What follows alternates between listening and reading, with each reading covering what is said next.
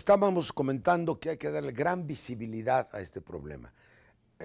El diputado Ramón Jiménez presentó un proyecto de reforma constitucional para pasar a la Cámara de Diputados la fijación de los salarios mínimos. Ese proyecto nos pasó a nosotros, a la Comisión del Trabajo que presidió Tereso Medina. Segunda lo mandaron también a otra comisión de puntos constitucionales. Le estaba pidiendo yo, y me estaba concediendo el señor presidente de la comisión, que en enero vamos a dictaminarla en el receso y la metemos en febrero, pero hay que estarle recordando, que la gente sepa y le siga la huella a lo que presentaste, de modo que se vuelva un tema de debate nacional, como eres lo del Sindicato Mexicano de Electricistas. Pero de carácter, bueno, también tiene una importancia nacional por su valor ejemplar. ¿Qué pasaría si se crea esta comisión? ¿Cómo has pensado mecánicamente que pudiera pasar el año que entra? Haz de cuenta que tenemos mayoría y que sacamos la reforma constitucional. También se va a ver quiénes se oponen, qué partidos se oponen. Eso hay que hacerlo transparente. Si no, la gente no sabe lo que está pasando en la Cámara y nada más ve los gritos, los escándalos. Nosotros tenemos que dignificar la Cámara también por eso. Claro. Y debemos hacer un seguimiento, que por cierto el canal del Congreso no hace suficientemente, está como saturado.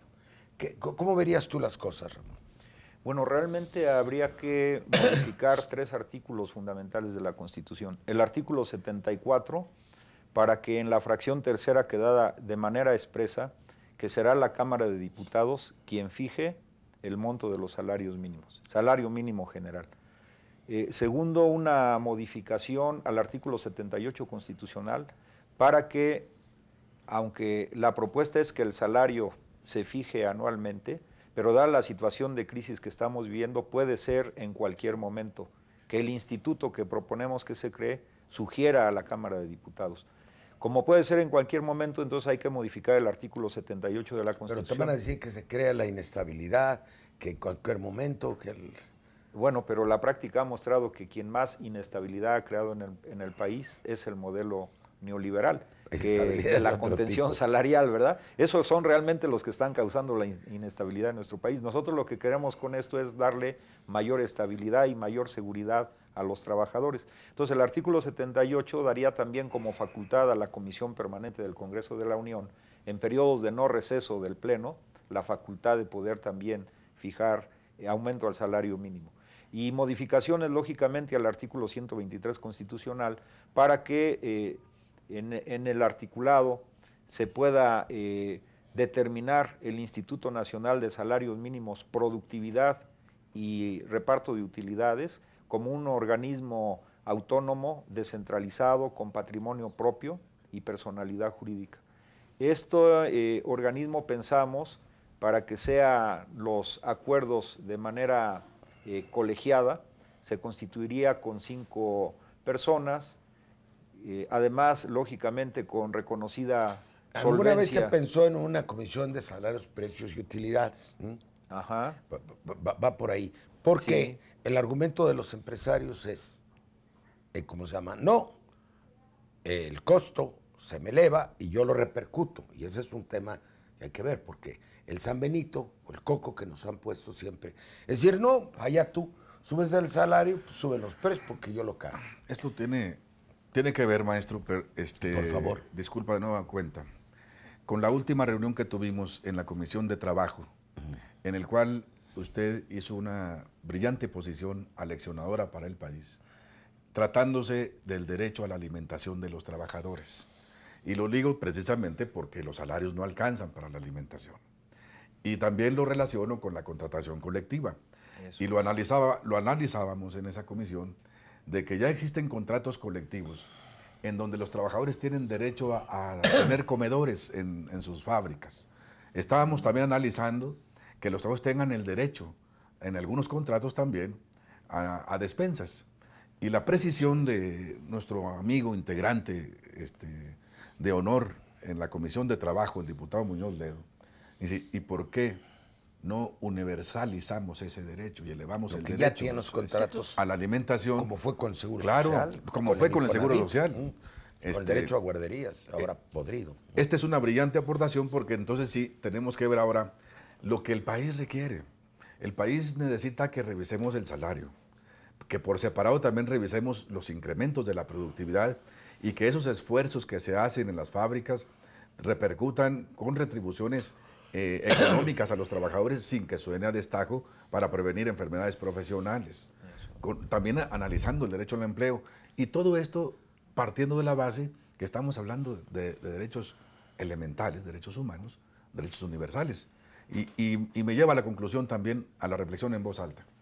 Me parece que también es conveniente, aunque no sea el tema, pero el salario sí lo es y lo relaciona con la posibilidad de que en México se creen las condiciones entre las distintas fuerzas políticas del país, actores del mundo del trabajo, economistas, académicos, despachos, empresarios, sindicatos de todo tipo, sin distingo entre ellos, para analizar una ley en donde le convenga a México una ley del trabajo. Claro, es lo que vamos a hacer. Yo quisiera volver, María, sobre el tema también de la empresa, porque nos están viendo fundamentalmente trabajadores, muchos estudiantes, maestros, pero también pequeños y medianos empresarios. El tema es la parte del trabajo en el costo. Si no sé, ahora en la planta industrial el pago al sector trabajo debe ser del 10, del 15% respecto al costo total. En nuestra época llegó al 35%, pero el costo financiero era más pequeño. El costo de suministro era más pequeño. Leí hace poco que unas fábricas, unos establecimientos de la frontera estaban yendo del otro lado porque los insumos eran más baratos. Entonces, lo que un país moderno hace es una economía de costos. Le permite pagar más al empresario bajándole otros costos. Si yo regulo el sector financiero, yo le estoy dando una ventaja al empresario para que mejor le pague al trabajador, que le pague al banco, que le pague más al trabajador y menos al banco. Se haga una pésima política financiera como la que hacen. Todo le sale caro y entonces se va contra el que menos puede.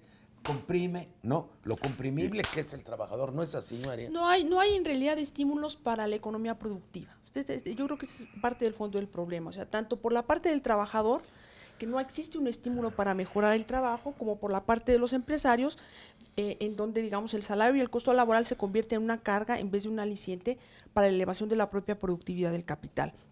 Yo creo que lo que aquí plantea el diputado es muy importante porque, bueno, esta reforma que él plantea, este nuevo instituto, esta nueva institución, creo yo que debiera de ser apenas el punto de partida para una gran reforma del mundo del trabajo en México. O sea, no solamente estamos hablando aquí del tema de los salarios, de la productividad, de las utilidades, también hay que ver la otra parte, o sea, la parte que tiene que ver con toda la estructura de conciliación y arbitraje, o sea, con toda la parte de la intermediación que el gobierno ha tenido en materia de política laboral.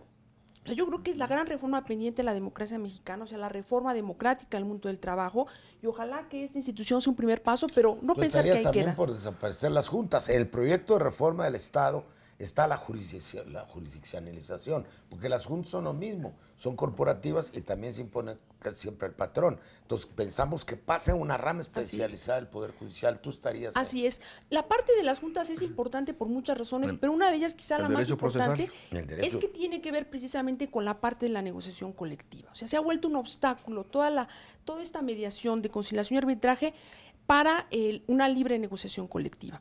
Entonces debe existir una relación virtuosa entre los salarios mínimos y los salarios contractuales, donde al final de cuentas, o sea, esta es la gran tendencia en los países desarrollados, debe prevalecer la tendencia de los salarios contractuales que tienden a ser más altos, lo que usted mencionaba, o sea, los derechos de la contratación colectiva, universalizarlos al resto de los trabajadores. Y allí, doctora, había que analizar también, me voy a otro esquema, que ahora con el famoso YETU, cuestión fiscal, ahora hasta las prestaciones quieren grabar de los contratos colectivos, cosa que no es posible.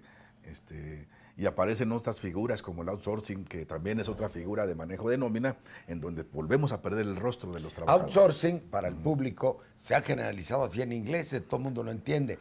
Significa que no hay una relación directa de trabajo, sino es otro el que contrata. Y que eso también hay que regularlo, maestro. Y eso, en lo del outsourcing, hay que regularlo. Es decir, yo no soy patrón, yo le pido a un intermediario, oye, mándame un trabajador, y resulta que yo no soy su patrón. Y eso, diputado, tiene que ver con los que andamos todos los días hablando con dirigentes sindicales, con trabajadores, con la realidad laboral. Tiene que ver también con falta de respeto al derecho de la participación de utilidades de los trabajadores. Totalmente. Esa figura. Por eso hay que regularla también. Anda funcionando muy mal. Demasiado mal. A mí me tocó, por la ley de trabajo de 1970, echar a andar el nuevo sistema de reparto de utilidades, que era repartir antes de impuestos. Claro. Que fue una negociación muy complicada, que duró un año. Y desde luego resolver el problema del derecho de los trabajadores a la vivienda por la vía del contrato colectivo y por lo tanto de la huelga, y que llevó a la creación del Infonavit.